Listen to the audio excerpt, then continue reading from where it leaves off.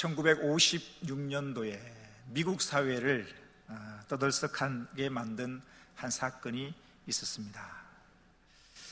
명문 대학 중 하나인 이 휘튼 대학교를 수석으로 졸업한 짐 엘리엇이라는 사람과 친구 4명이 남미의 식인 부족이죠, 아우카 부족에게 복음을 전하러 떠난 것입니다. 복음을 전하고 사역을 잘 마치고 돌아왔으면 참 좋았을 터인데 이 짐 엘리엇 일행이 거기에서 모두가 순교를 당하고 맙니다.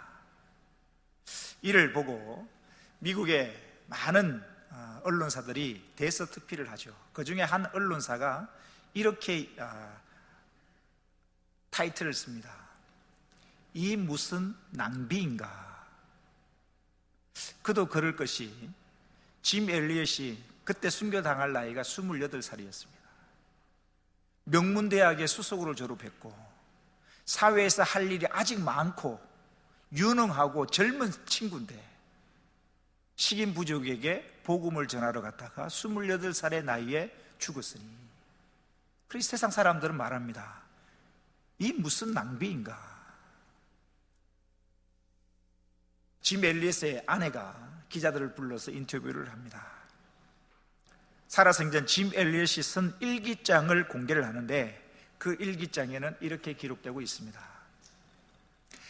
영원한 것을 위하여 영원하지 않는 것을 버리는 사람을 어리석다라고 말하지 마십시오. 나는 오래 살기를 원하지 않습니다. 오직 주님을 위해 살고 싶을 뿐입니다. 사람들이 볼 때는, 세상 사람들의 가치관을 볼 때는 참 어리석은 일이고 낭비처럼 보일 것입니다. 아직 해야 할 일들이 많이 남아있고 유능하고 젊고 사회에서 할 일이 참 많은 그 유능한 사람이 식인 부족에게 복음 전하러 갔다가 죽었으니 그 얼마나 낭비처럼 보이겠습니까? 이것을 낭비라고 말한다면 우리는 분명히 낭비해야만 합니다. 왜냐하면 우리가 조금 전에 찬양도 겸손의 왕이라는 찬양을 드렸습니다만 우리의 주님이 먼저 낭비하셨습니다. 하늘 영광 버리시고 이 땅에 오셔서 사람을 지으신 창조주가 사람의 손에 죽는 어처구니 없는 일이 발생한 것입니다. 이보다 큰 낭비가 어디 있겠습니까? 거룩하신 하나님이, 죄 없으신 하나님이 죄만 먹고 죄만 짓는 인간을 위해 죽으시다니 이보다 더 큰 낭비가 어디 있겠습니까?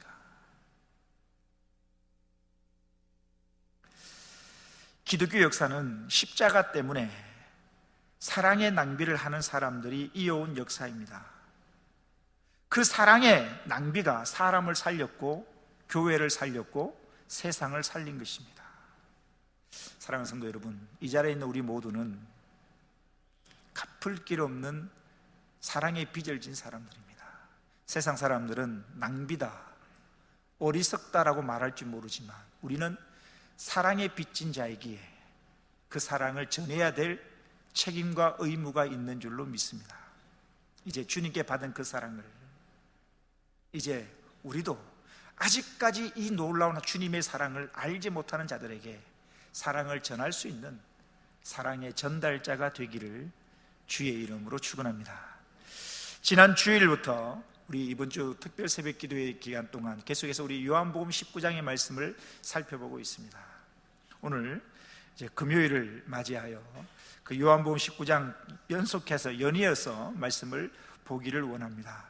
오늘 본문 28절 말씀 같이 한번 읽어보기를 원합니다. 28절입니다. 시작.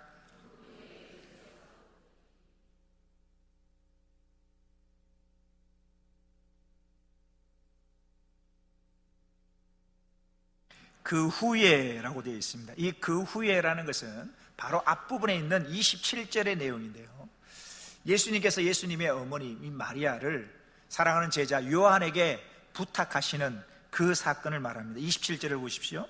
또 그 제자에게, 예수님이 제자 요한에게 말하는 것입니다. 그 제자에게 이르시되 보라 내 어머니라 하신대 그때부터 그 제자가 자기 집에 모시니라. 예수님께서 어머니 마리아를 요한에게 부탁하신 이후에라는 것을 말합니다. 이후에 28절 보십시오. 그 후에 예수께서 모든 일이 이미 이루어진 줄 아시고 성경을 응하게 하려 하사 이르시되 내가 목마르다 하시니, 예수님은 십자가상에서 고통을 느끼시는 완전한 인간이셨습니다. 또한 동시에 모든 것을 아시고 구속사의 완성을 이루시는 완전한 하나님이시기도 하셨습니다. 그 예수님이 완전한 인간, 고통을 느끼시는 완전한 인간이시요 또한 구속사역을 이루시는 완전한 하나님이신 그 예수 그리스도가 십자가상에서 이렇게 말씀하십니다.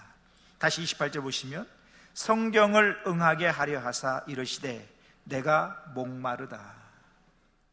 성경을 응하게 하려 하사, 우리가 새벽 예배 때 계속해서 우리가 살펴보고 있습니다만 주님의 삶을 요약하면 주님은 온전히 성경, 하나님의 말씀이 전부였습니다. 우리 한번 자막이 준비되어 있는데 한번 볼까요? 요한복음 4장 34절 말씀입니다. 예수께서 이르시되 나의 양식은 나를 보내신 이의 뜻을 행하며 그의 일을 온전히 이루는 이것이니라.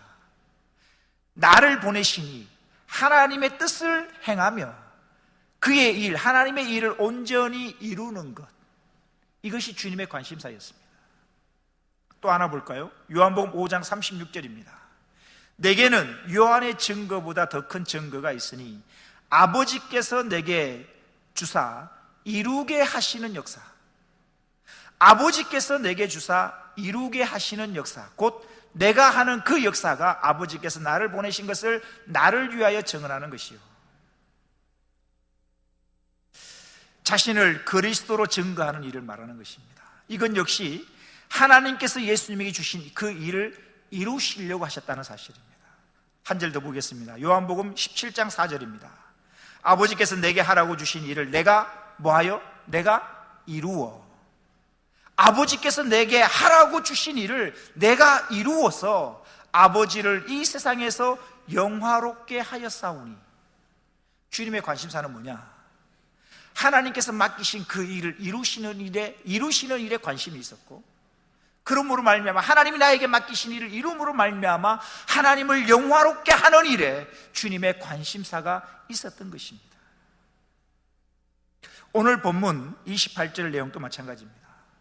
예수님께서 십자가상에서 내가 목마르다라고 하신 말씀, 이 말씀 역시 메시아의 모습을 예언한 그 구절, 성경 구절 시편을 이루시기 위하여, 다시 오늘 본문 28절을 보십시오.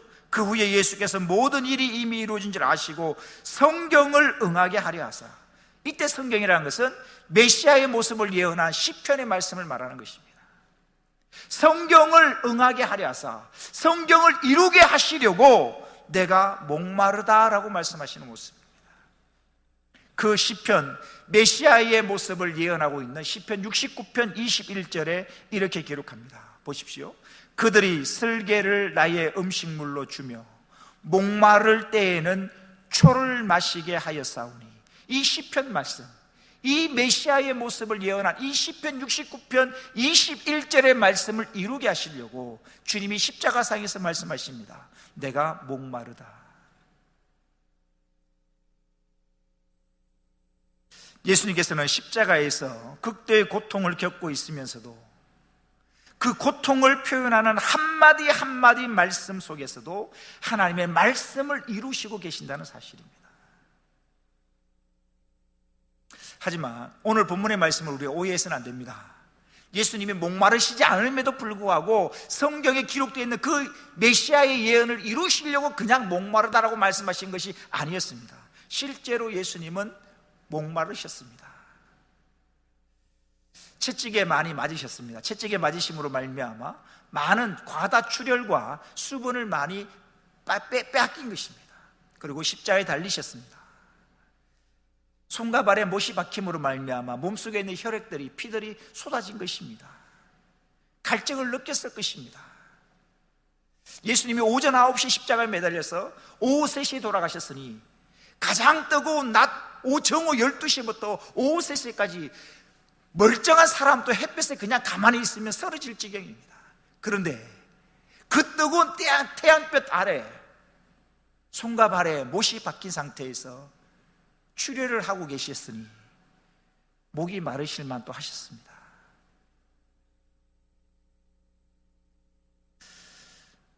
하지만 예수님께서는 동시에 자신의 그 말씀, 목마르다라 하신 그 말씀이 구약 성경에 예언된 말씀을 이루는 것임을 아셨고, 또한 이루시기 위해서 십자가상에서 말씀하십니다.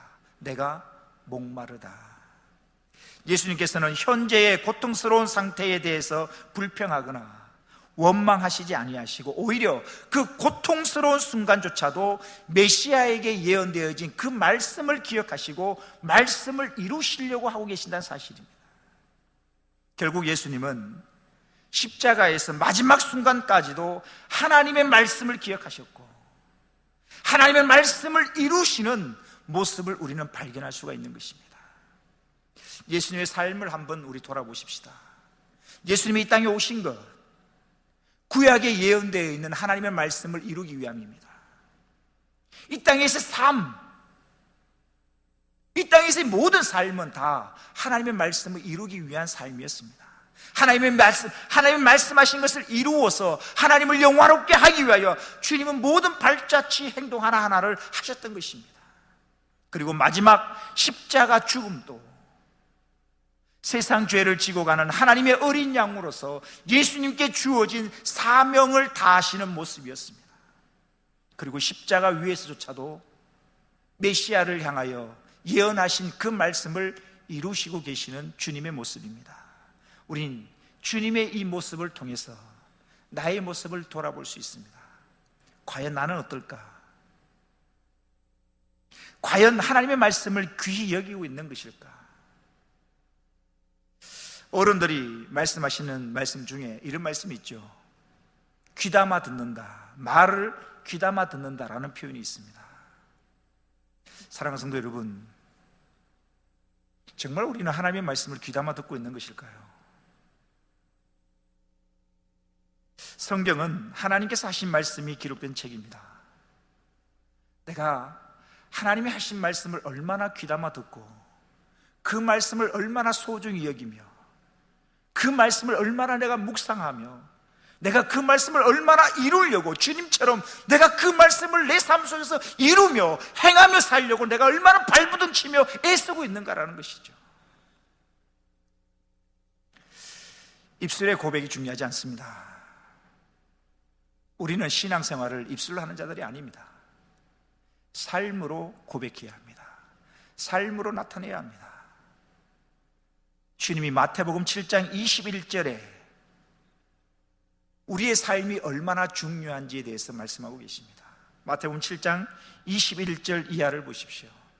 주님이 말씀하십니다. 나더러 주여 주여 하는 자마다 다 천국에 들어갈 것이 아니요, 입술로 말하는 것입니다. 예수님을 향하여 입술로 예수님을 향하여 주여 주여라고 외치는 것이, 외친다고 해서 다 천국에 들어갈 것이 아니요, 다만 하늘에 계신 내 아버지의 뜻대로 행하는 자라야 들어가리라. 무슨 말이겠습니까?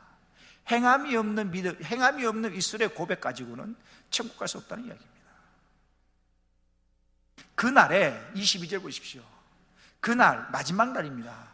그날에 많은 사람이 나더러 예수님에게 이르되 주여 주여 우리가 주의 이름으로 선지자 노릇도 하고 주의 이름으로 귀신도 쫓아내며 주의 이름으로 많은 권능을 행하지 않 신포도주 이렇게 나오는데요, 이것은 군인들이 일반적으로 마시는 값싼 음료수 정도입니다. 이 요한복음에 나와 있는 신포도주하고 마태복음 27장에 나오는 설계탄 포도주하고는 다릅니다. 마태복음 27장에 나오는 설계탄 포도주는 일종의 마취 성분이 있는, 고통을 좀 덜 덜어주는 진정 효과가 있는 그런 마취 성분이 있는 음료이고요, 28장 오늘 우리 본문에 있는 요한복음 19장에 있는 신포도주는 그냥 음료수 정도입니다. 주님이 목마르다 라고 십자가에 달려 계시는 주님이 내가 목마르다 라고 말씀하시니까 29절을 보십시오. 거기 신포도주가 가득히 담긴 그릇이 있는데 사람들이 신포도주를 적신 해면을 해면이라는 것은 쉽게 말하면 스폰지 같은 건데, 거기에다가 이 스폰지 같은 데다가 신포도주를 적셔서 29절 뒷부분을 보십시오. 중요한 단어가 나오는데, 다시 보시면 사람들이 신포도주를 적신 해면을 어디에 매어? 우슬초에 매어 예수의 입에 대었다라고 성경이 기록합니다. 이 우슬초가 성경에 제일 먼저 나오는 데가 어디냐면 출애굽기에 나옵니다. 출애굽기에 이스라엘 백성들이 애굽에서 탈출해 나올 때 마지막 10번째 재앙, 애굽에 내렸던 재앙이 장자의 죽음입니다. 이 장자의 죽음을 이스라엘 백성들은 피하는데 주님이 피하는 방법을 알려주시죠. 어린 양을 잡아서 어린 양의 피를 문지방과 문설주에 발라라는 것이죠. 그런데 그 어린 양의 피를 바를 때 무엇으로 바르는가? 바로 이 우슬초에 찍어서 바릅니다. 출애굽기를 볼까요? 출애굽기 12장 21절 이하의 말씀입니다. 모세가 이스라엘 모든 장로를 불러서 그들에게 이르되 너희는 나가서 너희의 가족대로 어린 양을 택하여 유월절 양으로 잡고 22절 보십시오. 무엇을? 우슬초 묶음을 가져다가 그릇에 담은 피에 적셨어. 이 우슬초에다가 피에 적셔서 그 피를 문 임방과 좌우설주에 뿌리고 아침까지 한 사람도 자기 집 문 밖에 나가지 말라. 여호와께서 애굽 사람들에게 재앙을 내리려고 지나가실 때에 문 임방과 좌우 문설주의 피를 보시면 여호와께서 그 문을 넘어시고 멸하는 자에게 너희 집에 들어가서 너희를 치지 못하게 하실 것임이니라. 여러분, 굉장히 중요한 단어인데요, 우리가 방금 읽었던 19장 29절에 주님이 목마르시다라고 말씀하시니까 사람들이 신포도주를 스펀지 같은 데 적혀서 우슬초에 메어서 예수님의 입에 댑니다. 이거 우슬초라는 구체적인 단어를 기록하고 있는 데는 이유가 있습니다. 발견하셨습니까? 방금 말씀드렸지만 이 요한복음을 쓴 이 요한은 주님이 지금 십자가에 달려서 죽으시는 이 죽음이 세상 죄를 지고 가는 하나님의 어린 양, 유월절, 죄를 대속하기 위한 유월절 어린 양인 것을 지금 분명히 기록하고 있는 것입니다. 그래서 유월절 사건에 기록되어 있는 그 우슬초와 어린 양의 피를 그대로 지금 재현하고 있고 그것을 지금 그대로 다시 한번 표현하고 있는 것입니다. 주님의 십자가의 죽으심은 인류 구원을 위한 유월절 어린 양이요, 세상 죄를 지고 가는 하나님의 어린 양으로서 인류 죄를 대속하기 위한 대속의 의미가 있음을 성경 곳곳에서 알려주고 있는 것입니다.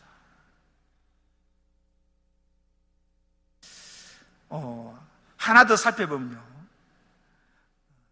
유월절 규례 중에 출애굽기 12장 46절에 보면, 자, 한번 보시죠. 자막 뒤로 좀 넘기셔서 보시면 유월절을 지키는 규정 중에 한 규정이 이런 규정이 있습니다.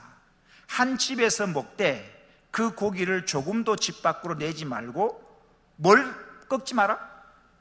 뼈도 꺾지 말지며. 이게 유월절 지키는 방법입니다. 뼈를 꺾어서는 안 됩니다. 그런데 주님이 죽으시는 모습을 보면 요한복음 19장 33절입니다. 같이 읽어볼까요? 시작. 예수께서 이르러서는 이미 죽으신 것을 보고 다리를 꺾지 아니하고.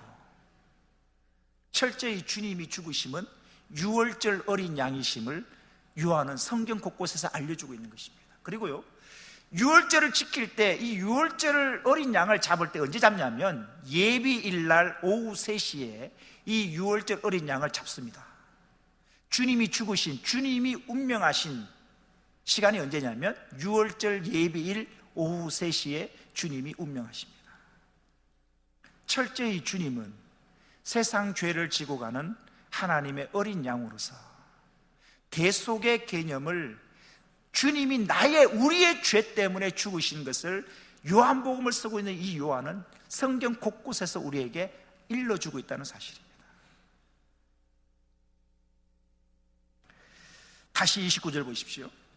거기 신포도주가 가득히 담긴 그릇이 있는지라 사람들이 신포도주를 적신 해면을 우슬초에 메어 예수의 입에 대니 예수께서 신포도주를 받으신 후에 이르시되 다 이루었다 하시고 머리를 숙이니 영원히 떠나가시니라. 하나님께서 예수님을 통하여 이루시고자 하시는 그 모든 일들이 다 이루어졌다는 것입니다. 예수님이 이루신 것은 창세 전에 계획된 전 인류에 대한 구속 사역이 있습니다. 주님이 친히 대속 제물이 되셔서 세상 죄를 지고 가는 하나님의 어린 양, 유월절 어린 양이 되셔서 친히 죽으심으로 말미암아 죄 없으신 하나님의 아들, 인간을 지으신 그 창조주이신 하나님이 인간의 죄를 대신하여 십자가의 죽으심으로 말미암아 인류에 대한 구속 사역을 다 이루신 것입니다. 그리고 다 이루었다라고 말씀하십니다. 그리고 우리 요한복음에 나오지 않습니다만은 누가복음에 보면 이 다 이루었다 다음에 누가복음에 보면 아버지 내 영혼을 아버지 손에 부탁하나이다 라는 말씀을 하시고는 운명하시게 되는 것입니다. 말씀을 마칠까 합니다. 오늘 말씀에서 우리가 두 가지를 기억했으면 좋겠습니다.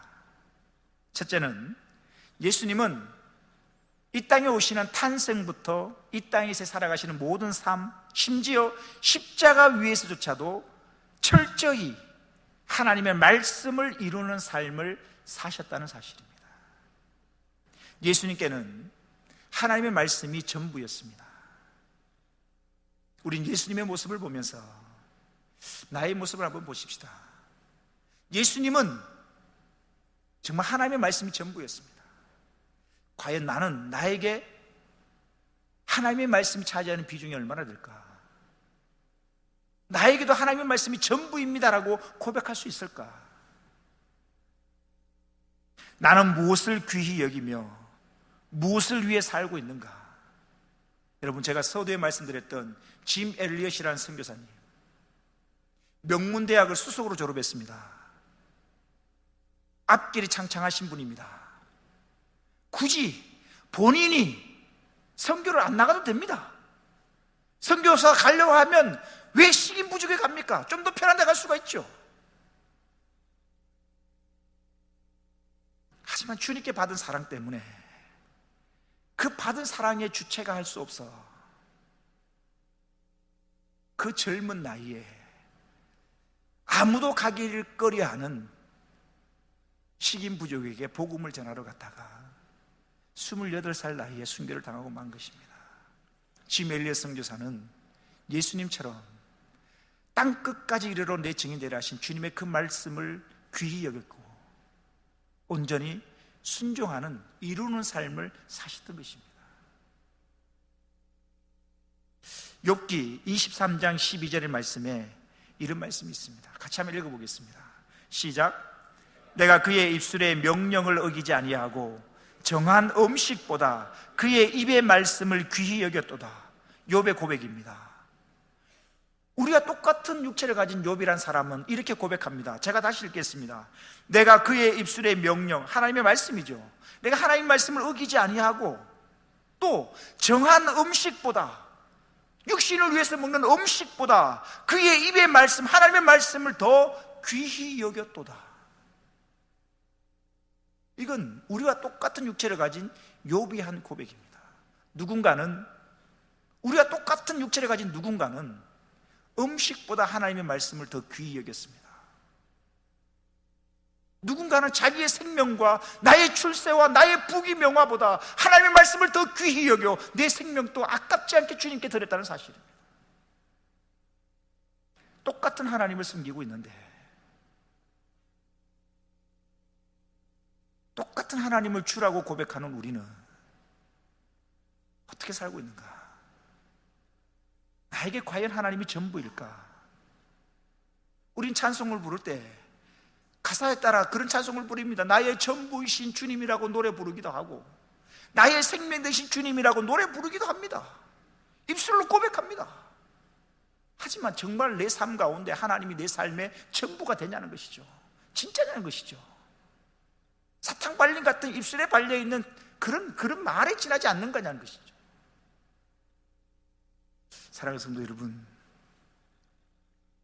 하나님의 아들이신 예수님도 철저히 말씀을 이루는 삶을 사셨고 말씀이 예수님의 인생의 전부였습니다. 누군가는 하나님의 말씀을 지키려고 생명을 던지고 누군가는 하나님의 말씀을 음식보다 귀하다라고 고백하는데 같은 하나님을 섬기고 있는 우리들은 아직까지 참 부끄럽지만 하나님의 말씀보다 귀한 게 더 많고 하나님의 말씀보다 마음에 가는 것이 더 많은 것이 오늘 나의 모습은 아닐까라는 것입니다. 2017년 고난 주간을 보내면서 우리의 우선순위가 정립되어지길 원합니다. 입술의 고백으로 그쳐지지 아니하고 진짜 하나님만이 내 삶의 우선순위가 되어지고, 욥의 고백처럼 하나님 말씀을 귀히 여긴다라는 이 고백처럼 진짜 그런 삶을 살아갈 수 있는, 우리의 삶을 통하여서 하나님의 일을 이루고 그래서 하나님께 영광을 돌려드리는 그런 삶을 사는, 진짜 삶이 우리의 삶 속에서 예수 그리스도의 향기가 드러나는, 진짜 누가 보더라도 저 사람은 예수쟁이야, 저 사람은 그리스도인이라고 말할 수 있을 정도의 그런 정말 삶을 사는 저와 여러분 되기를 주의 이름으로 축원합니다. 하나님은 사탕발림 같은 입술의 고백을 원하시지 않습니다. 삶이 동반된 믿음의 고백을 원하십니다. 나의 삶을 원하십니다. 마지막으로 예수님은 하나님께서 예수님께 맡기신 인류 구속을 위한 십자가의 사명을 다 이루셨습니다. 예수님께 맡겨진 십자가의 사명은 결코 쉬운 길이 아니었습니다. 채찍에 맞으신다는 거, 우리는 채찍에 맞아보지 않아서 그 고통이 얼마나 큰지 우리는 모릅니다. 감히 말할 수 없습니다. 우리는 가시관을 써본 적이 없습니다. 그래서 가시관이 쓸 때 그 고통이 얼마나 큰지 우리는 말할 수 없습니다. 우리는 누군가가 내 얼굴에 침뱉음을 당해 본 적이 없기에 그 수모가 얼마나 큰지 우리는 모릅니다. 하지만 주님은 십자가를 지시고 인류 구속의 그 사역을 주님이 하나님 맡기신 그 일을 이루시려고 실제로 채찍을 맞으셨고 가시면류관을 쓰셨으며 침뱉음을 당하셨고 손과 발에 못이 박히는 고통과 아픔을 겪으셨다는 사실입니다. 그걸 다 견디시고 다 겪으시고 그리고 십자가상에서 말씀하십니다. 다 이루었다. 다 이루었다.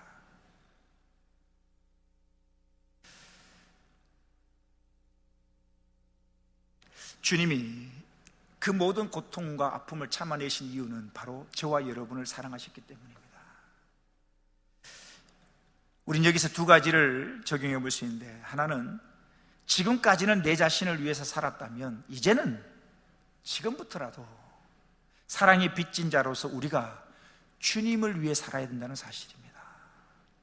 주님이 나를 위해 죽으셨다면 이제는 지금부터라도 나도 주를 위해 사는 것이 마땅하다는 것입니다. 그래서 갈라디아서 2장 20절에는 이렇게 고백합니다. 읽겠습니다. 시작. 내가 그리스도와 함께 십자가에 못 박혔나니 그런즉, 기도하겠습니다. 하나님 감사합니다. 하나님의 아들이신 예수님은 하나님의 말씀이 삶의 전부였습니다. 고통스러운 그 십자가 위에